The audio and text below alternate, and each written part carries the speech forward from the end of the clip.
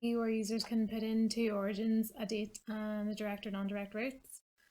So there is validation on the input fields, and it must have a destination before submitting. As an input Madrid, and there's also Google autocomplete. If you select the date, you can't select any in the past.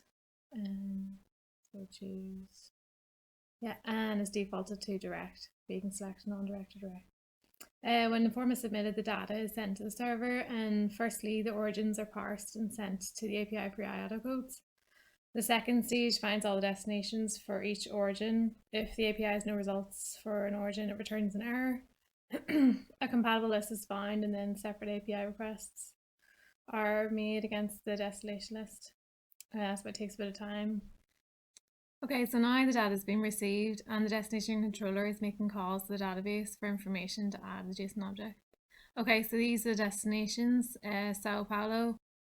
Each destination has a map and routes for each origin, either side. Prague, you can see the routes either side and then the map in the middle. Rio de Janeiro.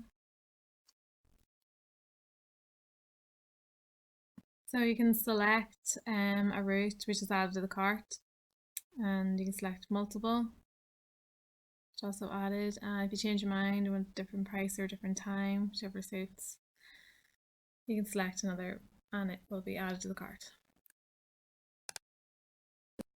Okay, so for the non-direct examples, so one Madrid and New York, I'm choosing a date.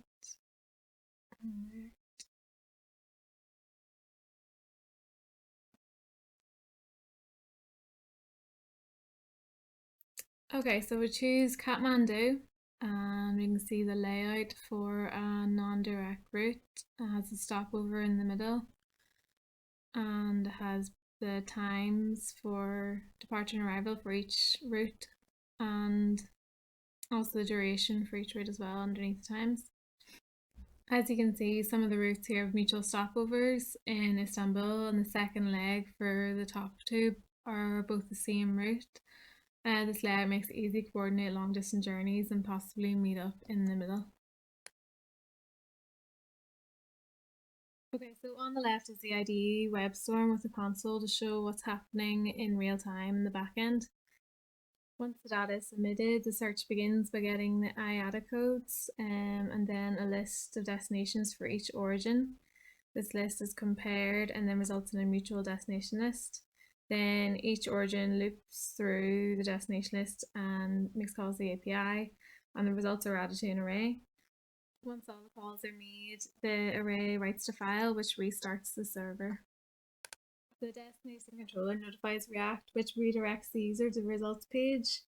The controller iterates through the API responses and restructures the data. Calls are made to MongoDB for city names and longitude and latitude codes, and while React is waiting for the results, the loading spinner is enabled to show the user that the page is busy. And so these are results of the search, and that was to show what is happening in the backend while the spinner is spinning.